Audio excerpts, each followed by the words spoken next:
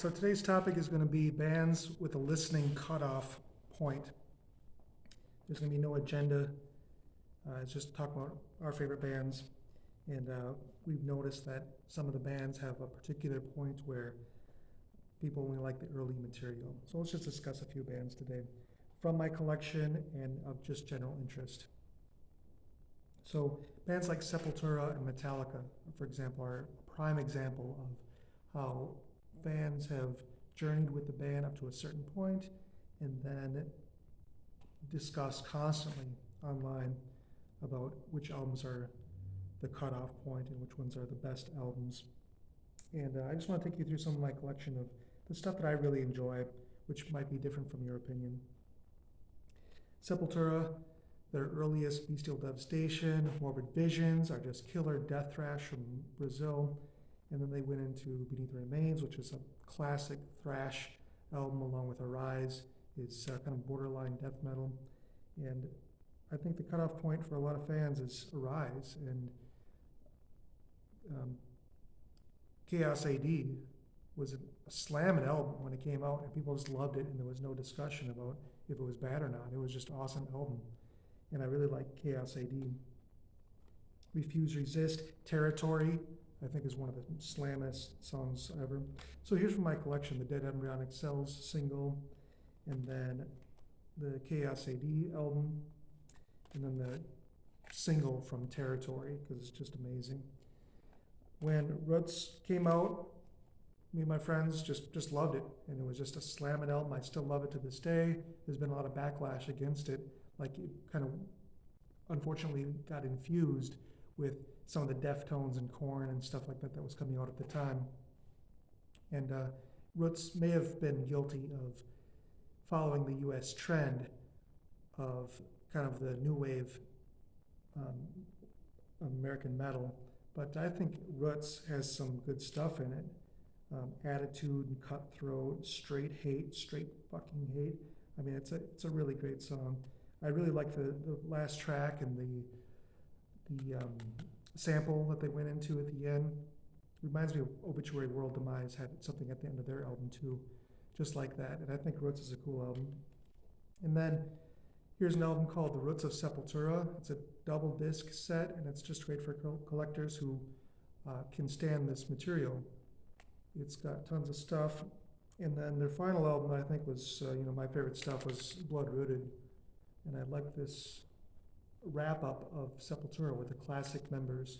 And I think that all of these, kind of like Deicide went through Serpents of the Light, that was such a great album, and I think that people should still consider everything up through Roots and Blood Rooted, their final really great stuff.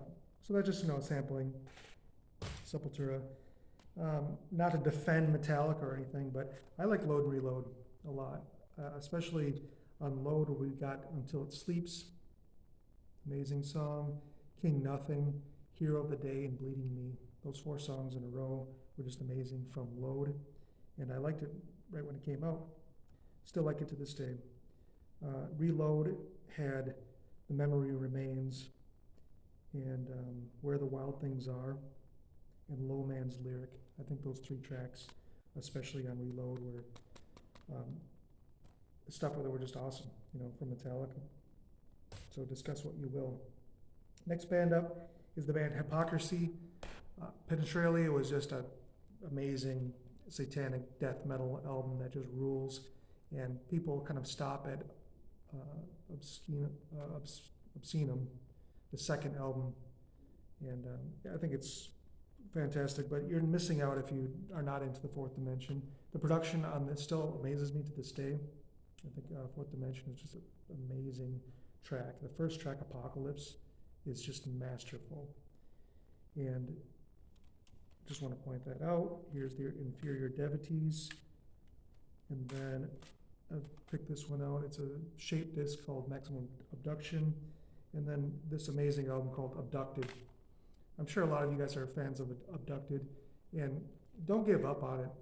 The song Buried is just amazing. Carved Up is really good. Slipping Away. Roswell 47. I think Roswell 47 is like an anthem of death metal. So Hypocrisy, their later stuff, Still good material, but definitely, from the earliest all the way through Abducted was just amazing. What else do I have? Oh, a couple more Hypocrisy. So a pile of Hypocrisy. Final Chapter, excellent album. Their Destroys Vakken, which was their live album, is an amazing album. I've got a edition of Destroys Vakken that comes with the DVD along with it. It's a CD DVD, and that's on the label Witch of the East. Get search Discogs, to find that version that's got the DVD included. And then more great stuff from Hypocrisy is the 10 Years of Chaos and Confusion box set. It's got a Rest in Pain, which is their demos, demo 91, 92, and their clips. That's definitely worth checking out. And then you shouldn't miss this one either, the Pleasure Molestation single. It's got songs you can't find otherwise. I even have Into the Abyss. There's particular tracks on here that really stand out, but Peter Takrin and Hypocrisy's production was what made later Hypocrisy really great. And I think those albums should be included in the classic discography. Next up, the band that everybody loves to hate. When 6 Feet Under played Milwaukee Metal Fest, everybody became fans of 6 Feet Under, and it was just an old school classic. And there was nothing wrong with 6 Feet Under at this point. Then they put out their Live and Dead EP, which is just fine.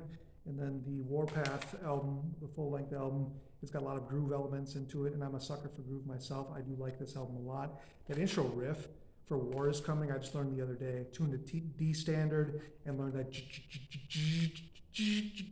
I mean, again, groove metal, which is not your traditional old school stuff, but I think this album deserves merit, definitely. I've got a single called Bonus Disc from 6 Feet Under that's got some tracks on it. That's kind of like a cool collection piece right there. And then definitely True Carnage, their album True Carnage with Impulse to Disembowel and The Murderers, Waiting for Decay, One Bullet Left, I think was a really great heavy album. Just like Cannibal Corpse Torture album, for example. It's like a lot of the Cannibal Corpse discography is excellent. The album Torture is super heavy and awesome. Well, 6 Feet Under, True Carnage, that's a great album. And don't be ashamed for owning 6 Feet Under stuff. Some of that is just great. There's nothing to complain about. So next up we've got Sentenced, the band Sentenced from Finland. Some people are fans of the early death metal stuff, like The Shadows of the Past is the debut album. Here's the version with their bonus demos along with it. And I've got a slimline edition of North from Here, where they get a little bit of kind of black metal, a little bit more fast elements of it. Now, the vocalist from Shadows of the Past was their primary songwriter and guitarist. And he had written all the material for Slammin' albums like Down, Recollection Story, Frozen album. Great material. And fans shouldn't stop at Frozen either. I've heard that comment because The Cold White Light is a really sexy album. And it's got the songwriting, it's the guitarist who's writing all this material. They're adopting clean vocals at this point, and just like Amorphous, carried on with an awesome career. The discography is amazing. The Funeral album, and then when the band decided that they had written enough songs in that vein and didn't really need to go any further with that, they put out a great double live album. It's on DVD, but you can also get this CD version of the double live. It's very emotional, passionate music, and fans of Sentence shouldn't stop at the early material. They should involve themselves in the lyrics. Like if you like Nevermore and Satan's Host, Sentence is another band that has just really heartfelt lyrics and the type of lyrics that metal fans, I think, really like. Don't give up on Sentenced. Okay, so next band, we've got 5 more bands. The next one is Amorphous. So Amorphous from the Caroline Isthmus and Tales from the Thousand Lakes were death metal classics, as they came out. And I think a lot of people maybe stopped at that first album or the second album, but some more albums from that collection that are just amazing are the Black Winter Day EP. That one is great. The Elegy album, which finally introduces the new vocalist, which I love. Don't know his name, from Finland, but amazing vocalist. I love their folk elements that they carried into Elegy. The My Cantilé EP with the acoustic reprise, Brother Slayer, Lost Son, is some more beautiful Amorphous. I followed the band through the Tuonela album, and at this point, it was kind of like where I was kind of like, well, this Amorphous is not death metal anymore, but I still like it, and I've held on to this album. Morning Star, Tuonela, Greed, Divinity, Shining, Summer's End, some really good tracks from this. There were some videos that they made from this album, Tuonela, and I've always liked this one. And then I followed Sentence through a compilation album called The 10th Anniversary.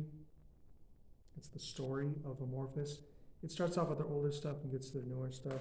It's a good compilation. And then definitely recommended for Amorphous fans is Chapters.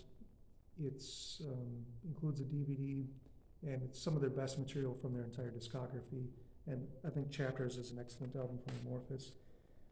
The band is still carrying on, and I'm even guilty of not following through with their earliest stuff. But I think Amorphous fans shouldn't be too stingy and not give up on albums like Elegy and Tuonela. Those are awesome albums. I love that middle era Amorphous, just like I like middle era Napalm Death. Next band up is Megadeath. Think about their discography, the early classic California thrash albums, and then your Peace Sells But Who's Buying, and up through Rust in Peace. I mean, those are just amazing albums. But I grabbed a bunch of albums that I want to show off that I think are totally deserving of recognition from Megadeth. The Cryptic Writings album, I remember this came out when I graduated from high school, and we love this. The Disintegrators was the first song I heard, but Almost Honest, Secret Place, She-Wolf, the band Trust, Use the Man. This really shows off Dave Mustaine's songwriting. Not just the riff, but songs. Songs with melody, songs with choruses that you can sing along with. Euthanasia album was full of excellent single tracks that I really liked. People put down Risk all the time, but I really like Risk. I do. Crush 'Em, Breadline is a great song. Doctor's Calling. I'll Be There is a fantastic anthem. I'll be there for you as I walk through the fire. Wanderlust, about traveling, I thought was a really good song. And probably my favorite song on this is Breadline. I think that's a great song for traveling in a truck, across the country. It conjures up memories or thoughts of traveling, headed west, as Dave Mustaine says. And I would love to take that album on a road trip across the United States. I've been to the Grand Canyon one time, and it kind of reminds me of, traveling out to Arizona and being there. The World Needs a Hero is another, continuing with more songs. So if you like songs and songwriting, World Needs a Hero has got some good songs on it. Their album Rude Awakening was a live album. That's definitely a smash. And totally underrated is this Die Dead Enough single, which was the predecessor for the album The System Has Failed.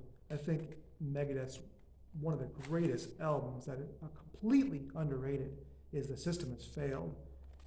Excellent album. If you're not, if you're going to be stingy and not follow through because it's not metal enough for you, just give it a shot. Man, it's awesome. Blackmail the Universe, Die Dead Enough, Kick the Chair, Scorpion. Back in the Day is a heavy metal anthem. Back in the Day from Megadeth.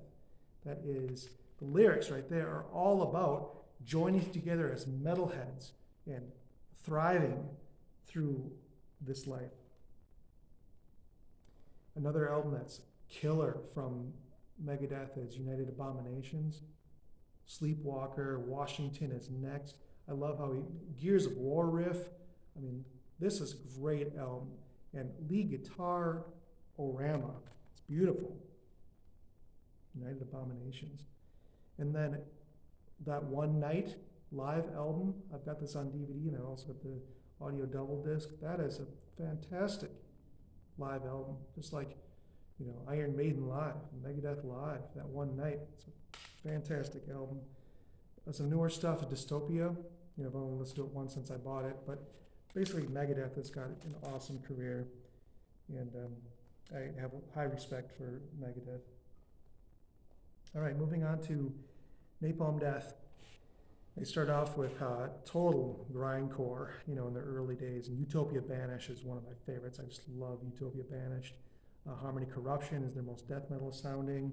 And then albums that deserve recognition that I think are amazing. If you're stopping at a certain point and not carrying through with Napalm Death albums, Fear, Empty, and Despair. This album, really dark, and a recommended death metal album, just completely dark. Probably not mentioned enough. I mean, you should include this with other top death metal albums of all time. This was in Richard Christie's The Complete Headbanging History of Heavy Metal, that book that he wrote, an excellent book that I recommend. And I think this was in his top 25 death metal albums of all time. So that's Napalm Death, Fear, Emptiness, Despair. The Greek Killing EP, the Diatribes full-length album is when they started really getting slammy. Excellent production. I love Inside the Torn Apart, the Breed to Breathe EP, and then just a masterpiece album. It's Words from the Exit Wound. This album, middle era Napalm Death. I mean, if you like At the Gates and all these bands that were just like slamming during this early 2000s, Words from the Exit Wound is amazing. It's just, you cannot stop headbanging for something like that. I think Napalm Death really climaxed when they wrote Enemy of the Music Business, and this is another excellent album from Napalm Death. The last time I spun this was just thrash fest. Enemy of the Music Business was kind of like wrapping up that mid-era Napalm Death. I love mid-era Napalm Death. Just a couple years later, they put out Punishment in Capitals. It's available on DVD, but here's the audio version of Punishment in Capitals. So Megadeth, or Napalm Death, you don't want to stop with those early classic albums. That middle era is just amazing, and I want to point that out. Okay, so bands with a cutoff point. Black Sabbath. It's not early Ozzy. The first 5 Black Sabbath albums are just godly, but I just want to point out their Headless Cross album, which is completely underrated and amazing, and the Tear album, which is underrated and amazing. And then we'll wrap up this video with a band from the Netherlands called Gorefest. Gorefest put out Mind Loss, which is a death metal classic, and their masterpiece album is False. Eindhoven Insanity Live is a top live death metal album of all time, absolutely. And then some fans are kind of leeway on the Erase album, probably because of the vocals, but I really liked Erase. Low song, the song Fear, Erase, the title track. I also have the European edition. It's got a sexier back cover. And I even have this album called Chapter 13 from Gorefest. So Gorefest was a big band, they were popular, and I think fans shouldn't just stop at False or have the first 2 albums, Mind Loss and False, because the Eindhoven Insanity is amazing, Erase is good, and Chapter 13 is good, and the band continues. So that's just a wrap up of bands with a kind of a listening cutoff point that's constantly criticized and critiqued. A little bit from my collection and just generally talk about music. Thanks for joining.